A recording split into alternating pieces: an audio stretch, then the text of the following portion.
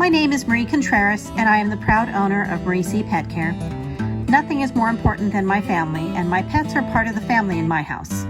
For the last 5 years, I have dedicated myself to the world of pet care because I am a pet lover at heart. I consider myself an environmentalist, an animal rights activist, and a staunch supporter of the scientific research behind proper animal care and welfare. My videos focus on pet care and tips for having healthy and happy pets. I hope you stick around and enjoy what I have created for you today. Not too long ago, my granddaughters found a baby bunny. They were worried that the bunny was orphaned and would die without help. Of course, they wanted to help the little baby bunny. This led to them calling me, since I take care of pets for a living, but I have only cared for a few domestic bunnies. So I did some quick research and was surprised by what I discovered when searching for information about how to keep a wild baby bunny alive. This is what I found out. Wild bunnies are often left alone for extended periods of time by the mother bunny. The mothers often cover their babies with leaves, and their nest is often made of fur and grass. The babies have no scent, so they are hard to find by predators when left alone. The mothers come back at night. If we rescue the bunnies and take them from their hiding spots in the nest, their chance of survival decreases dramatically. They are far safer being left alone. In many places, it is illegal to disturb the wild animals. In many places, it is illegal to disturb the wild baby bunnies. By the time I discovered this, my granddaughters had brought the baby bunny inside and had made a warm bed for it and gave it some lettuce and vegetables. The baby was not eating food yet, as it was still nursing, and my daughter couldn't find any bunny formula. I called my daughter and told her that the bunny would be safer and the chance of survival would be greater if put back where it was found, gently covered with a few leaves and left alone so the mama bunny felt safe to return. The mama would not return if there were people around. Of course, the girls could watch the spot from a distance.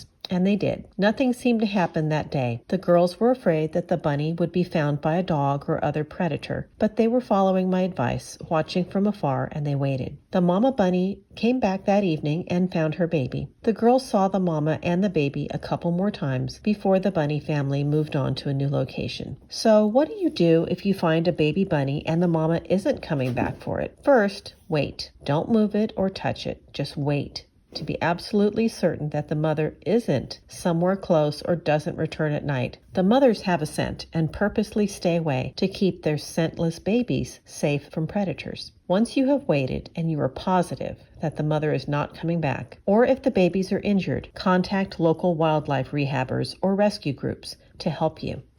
The fatality rate of rescued bunnies is very high. They are very difficult to keep alive. This is a time to call in the pros. Less than 10% of orphaned bunnies will survive away from their mother. If you or your dog comes across a nest, leave it alone. Bunnies often hide their nest in plain sight, sometimes in the middle of a lawn, as was the case with the bunny that my granddaughters found. If your dog has disturbed the nest, reconstruct it as best as possible with grass or leaves. If you need to move it a few feet to a more secluded area, but not so far that the mother can't find it when she returns at night and calls for her babies. And try to keep your dog away from it. Baby bunnies should not be put back in a nest that has flooded, has bugs or ants crawling in or out of it, has a dead baby bunny that was killed in it, or has blood in it. The remaining bunnies in these situations need to be seen by a Humane Society veterinarian or a wildlife rehabber. Baby bunnies covered in fleas are also at risk and need to be seen by a rabbit vet. Many people with good intentions rescue a nest of infant bunnies,